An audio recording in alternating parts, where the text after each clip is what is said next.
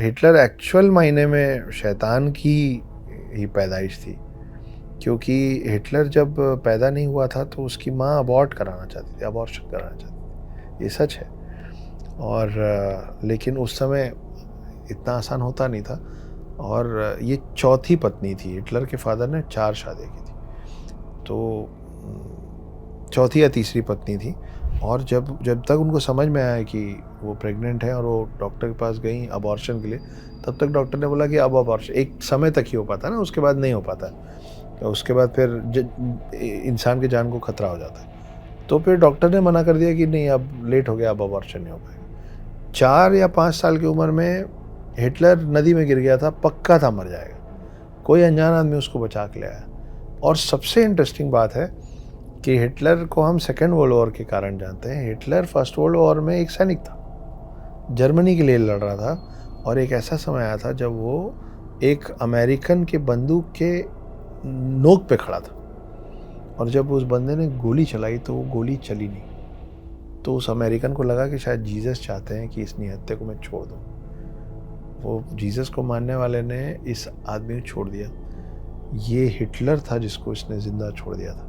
और बाद में जब हिटलर इतना फेमस हुआ, तब वो अमेरिकन बोला कि ये तो वही लड़का जिसकी मैंने जान बख्श दी थी, ये सोच के कि जीसस नहीं चाहते कि मैं मरूं, क्योंकि मेरे बंदूक के अंदर गोली थी, मैंने चलाया और वो गोली नहीं निकली।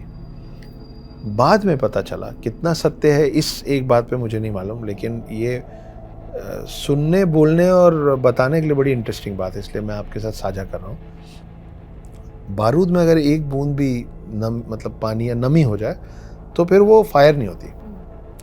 उस समय हाथ से बनते थे, गोलियां हाथ से बनती थी। तो कहा जाता है कि एक बंदा जो फैक्ट्री में, बारूद की फैक्ट्री में काम कर रहा था, उसका पसीने का बूंद गिरा, ढेरों मतलब लाखों टन बारूद में एक बूंद कहीं पे गिरा, वो जिस बारूद के हिस्से को खराब किया होगा, वो बारूद का हिस्सा एक गोली में गया, लाखों गोलियां बनी और लाखों सैनिकों के पास कई 100-200 गोलियां दी गई, जिसमें ये गोली उस एक अमेरिकन के पास पहुंची जो उसके पहले कई 100 गोली चला चुका है। और वो गोली उस समय आके उसके पिस्टल में फंसी थी जब हिटलर सामने खड़ा था। तो वो एक पसीने का बूंद हिटलर को तीसरी बार जीवन दान देता है, जिसके बाद हिटलर जो करता है वो करता है। हिटलर की एक और बड़ी अजीब और इंटरेस्टिंग बात है जो मुझे सुन के अजीब तरीक़े का थ्रिल हुआ।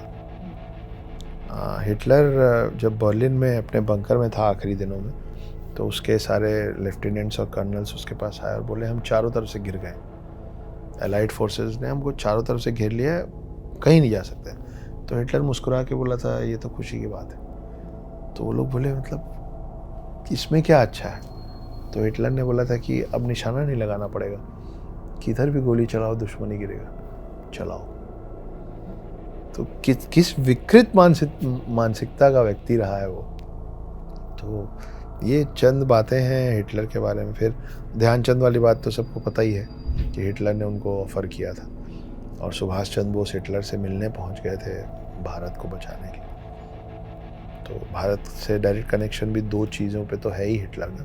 हालांकि हिटलर ने मेक कैफ में जो उनकी किताब है उसमें उन्होंने हिंदुस्तानियों के लिए भी लगभग वैसी ही बात लिखी है जैसी बात उन्होंने यहूदियों के लिए लिखी थी। तो वो हिटलर दोस्त तो किसी का नहीं था, हमारा तो कतई नहीं था।